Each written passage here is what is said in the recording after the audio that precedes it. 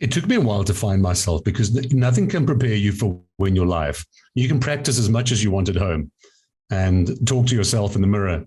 But when you're live, there's a different feeling, there's a different energy. And I subscribe to the idea of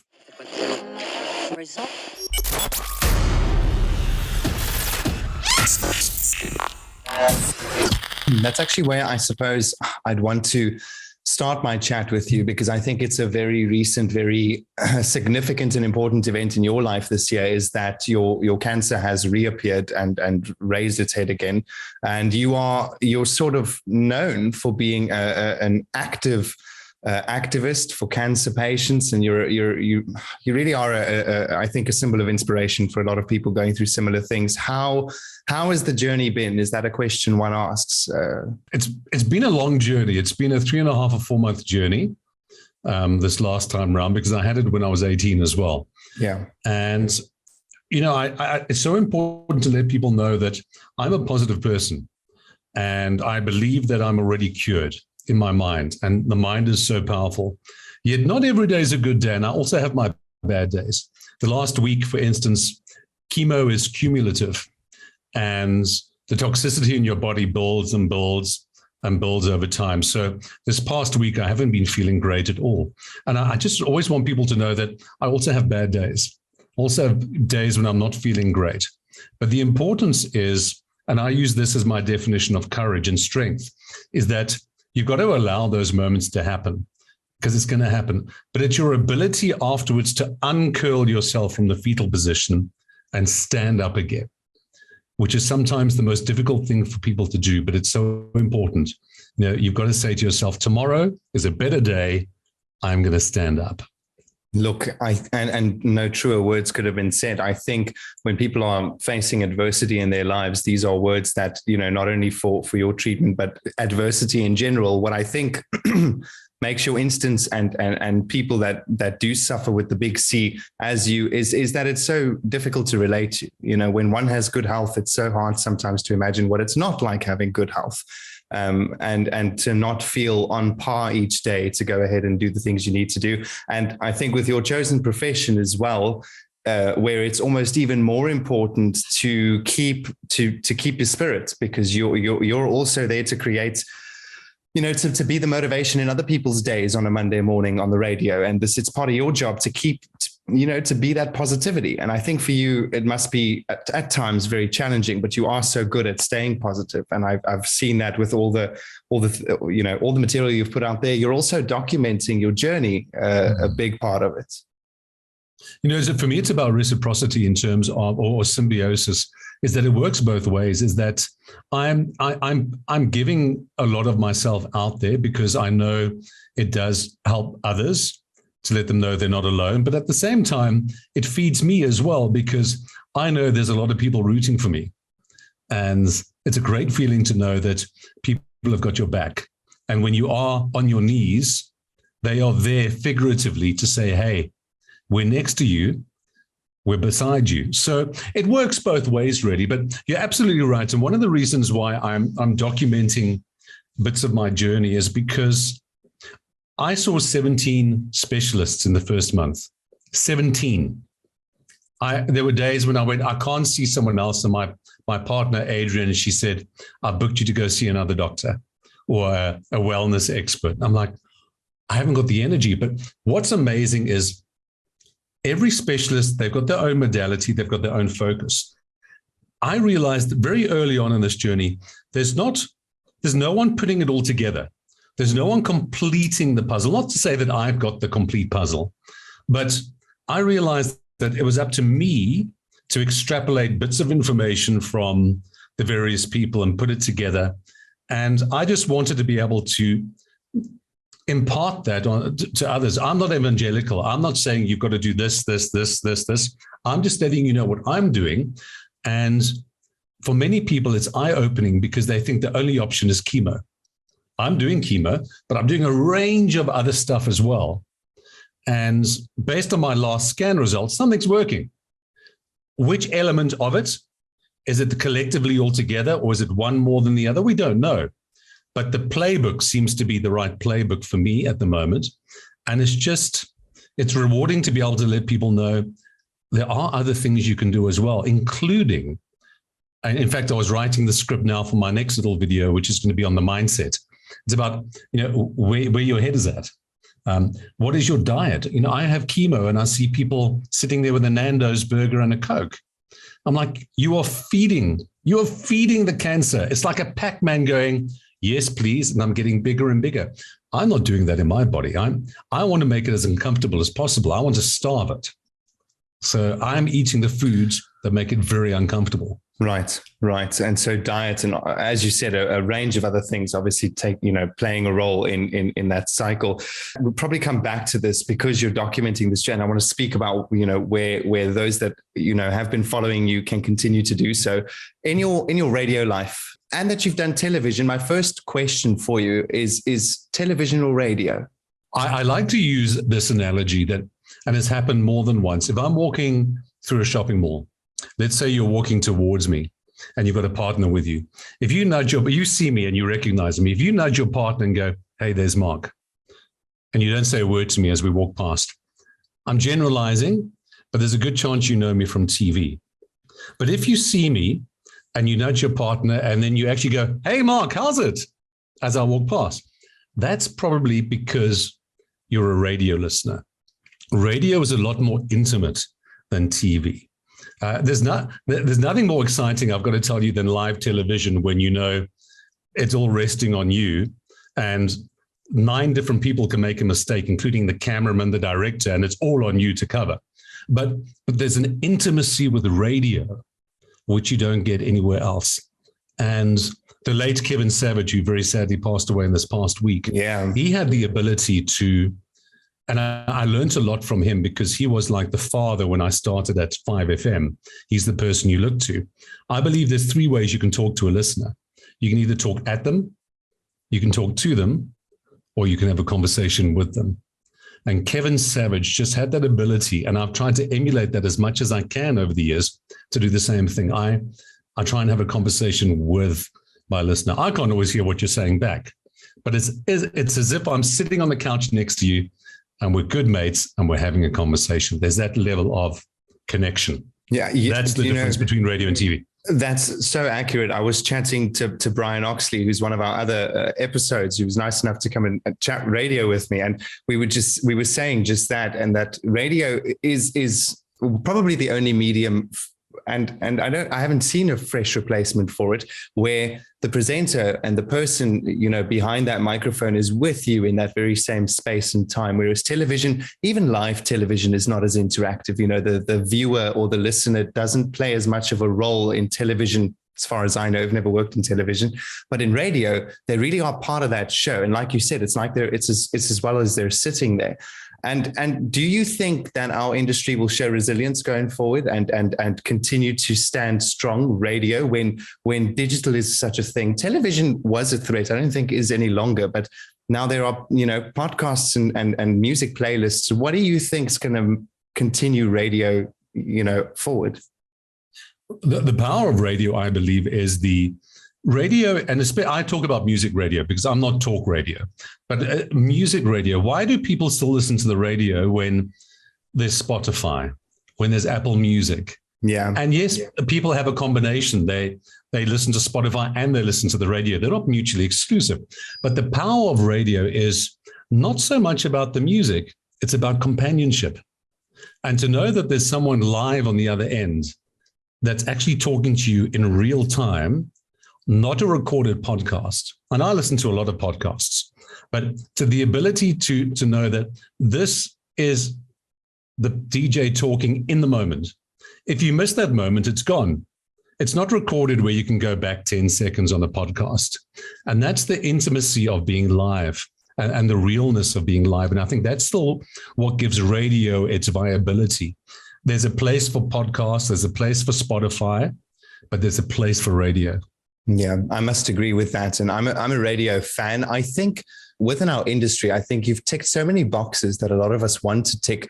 I know a lot of people in radio who'd love to make that bridge into television because it's just that natural progression, but it can be daunting.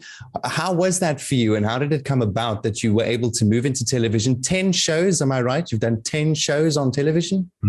Yeah, about 10. So some of them have been more corporate, some of them have been on public access, but about 10 TV shows. I think radio DJs make the best TV presenters. TV presenters don't always make the best radio DJs. And the reason is, on radio, you fly by the seat of your pants often. You have to ad lib.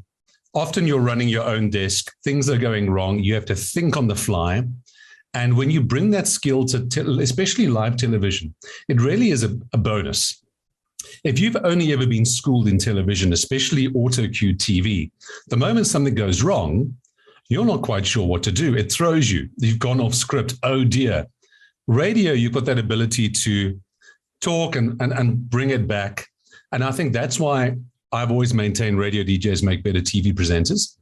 And for me, the crossover, it was very similar, because if you think about radio, you're talking to hundreds of thousands of people, but at the same time, I'm visualizing one person, and that person is through the mic. On television, I'm doing the same. I'm talking to, with Big Brother Africa, there were 32 million live viewers on the Sunday night. Goodness me. But in my mind, I'm talking to one person. Now, they always say visualize your family member or your friend. I didn't personify it that concretely, that I visualized who I was speaking to, but I visualized speaking to one person. And I just believe that the more real you are, when you and you are, it's okay. I still fumble over my words. And I think the sign of professionalism on radio and TV is not that you don't fumble. It's how you recover from a fumble that makes you professional. Because if you are so polished, and, there is a market for that as well, to be extremely polished. But if I'm just having a conversation with you like I am now, and I'm having a conversation on the radio or TV just like this, there's a realness. So, Mark, a question I've had is, after reading and doing my research and, checking you out, did it really take 8 years for someone to put you on air? Back when I was trying to get onto radio, it was a different time. There wasn't online. There wasn't community radio. Basically, if you weren't on a radio station, then, the only options were to be part of a PA system somewhere. And I auditioned everywhere. My great story is Pick and Pay Norwood turned me down as an in-store announcer, which I still joke about, because years later I'd represent Pick and Pay on TV. It was a great turnaround, but absolutely. And I think that's a lesson in perseverance, that I had a dream, and they always say, follow your dream. I don't believe in following your dream. I believe in chasing your dream. You've got to be more active. It's not going to fall in your lap. So it took many, many years. I've got my rejection letters. They're my battle scars. I'm very proud of them, actually. And I think as well, no matter how good you are or how good you think you are, you still have to be in the right place at the right time. That door has to be there to open. And I had to just keep knocking on the doors because I was knocking at the wrong time. And eventually, 8 years down the line, the planets lined up and someone actually answered the door when I knocked. You know what? I would take those rejection letters and hang them right there next to your Hall of Famer, right there. I should actually do that. I've got them in a file, but you're right. I should actually frame it. I'm very proud of them. I think, that's a big part of who I want this podcast to talk to, is those who have not yet got it all figured out yet. I think I include myself in that as well. It takes a lot of resilience and a really thick skin to get forward in this industry, and you need to be very patient, et cetera, et cetera. How long would you say did it take you to really find your footing in this industry? It took me a while to find myself, because nothing can prepare you for when you're live. You can practice as much as you want at home and talk to yourself in the mirror. But when you're live, there's a different feeling, there's a different energy. And I subscribe to the idea of paying your dues in terms of doing a graveyard shift for a couple of months, for a year or three, because you find yourself, you eventually calm down on the microphone. You're not worried about the technical side. You start finding your personality. And hopefully it's a personality which the audience enjoy, because I always say you've got to be yourself. When you're trying to put on a persona, eventually the audience can see the cracks. But I think it takes time to settle down when you're live. And if I had to listen to my first shows, I'd probably cringe. And probably if I'm on air in 20 years' time, listening to what I'm doing now, I'd go, really? Because we evolve over time. And I think it's that ability to want to learn. And I think what happens in now almost a 30-year career is I have fallen from grace. I've stood up again. When I say fallen from grace, I was fired from 5FM after almost 10 years. With Highveld and KFM, after almost 10 years, I chose to leave when the tide was turning rather than being pushed off the gangplank. But there's still a certain amount of pride you've got to swallow when you realize you're not the one in favor anymore. Possibly at the station, if they're changing format, there's a new tide coming in. And I've seen that with so many DJs that, especially the younger ones, they get an ego and they've got big heads. And you sit back and you go, you're going to fall one day. You haven't fallen yet. It's going to happen. And you almost need to fall, because when you pick yourself up again, you've got humility, you've got grace, you've got a bit more experience. And when you start your radio career at another station, you do it with a sense of pride and determination and teamwork. Because a lot of the times, especially when guys start out, especially if they're quite popular in the beginning, big egos, it's all me, me, me. At a radio station, it's not just you. There's a whole team behind the scenes as well. From the person that schedules the ads to the sales department that rely on you to make sure that you promote the clients in a very respectable way with integrity. There's a whole system behind the scenes. And once you realize that, yes, you've got your brand, but parallel to that, you are actually part of a station, and the station's brand is important too. If you can run them in parallel, then I think you've got more longevity and people actually like you more. Yes. Yeah, they will like you more. And I think with radio, it's sort of important that they do like you, because unlike television that is a little more scripted and a little more, post-produced, with radio, kind of who you are and your personality is bound to come out. And so it is important, I suppose, that people like you. I want to talk to you about the transition from going from commercial to community. Until just the other day, you were still with KFM 947, 5FM, and then more recently with Hot 919 when they were community, and now recently Hot 1027 as a commercial station. How was that transition going from commercial to community? The great thing about when I was part of Hot 919, the community station, and we started out, it wasn't about doing it for a source of income. I was doing it out of a passion for radio. And it was about doing it for the love of the medium. And I think when you put that first, other things come. But one great thing about Hot is that we've always believed, there was always this sense with the community station, I say always, it's not always, but many community stations, they limp along because they feel like they're a community station, which they have to be in terms of what they do and their license for the community. But you can still be proud. You can still take pride in what you do. And from the very beginning, Hot has always been very proud of itself and always embraced the listeners. The listeners are really part of the Hot family. And with that, the listeners go on a journey with you, wherever you go as a station. And I think that's been remarkable with Hot. As we, as Hot 1027 came about, we had all those listeners that were listening to us when we were Hot 919. But at the same time, a whole new, bigger footprint as well, a whole new audience. And it's remarkable to see every single day people saying, someone told me about you. I've just come across you on the dial, and we love it. And I think there's a bit of nostalgia with Hot, because with our target audience, we're 35 plus. So if you take the typical person that listens to me, they were probably listening to me when I was on 5, because they were in the early 20s. As they grew up into their 30s, I moved over to Highveld and KFM. They would probably have naturally progressed onto that station as well. And now there's another progression onto Hot. So I've been fortunate in my career to follow the stages of my listeners' lives. So over the past 30 years, I've been with a lot of my listeners when they were at varsity getting drunk, when they eventually met the love of their life, when they had kids, when they got divorced. And likewise, they've been with me on a similar journey. So Hot 1027 might be, quite new, but the listeners have been with us and been with me for 30 years. Mark, thank you so much. I'm not going to take too much of your time any further. I know you're a busy guy. I just wanted to, last thing is, where can we watch your videos? So the videos I'm doing, I've posted 4 or 5 of them so far. I'm quite new to YouTube, to be honest with you. It's been a big learning curve in the last month, how to do things properly on YouTube, what works, subtitling.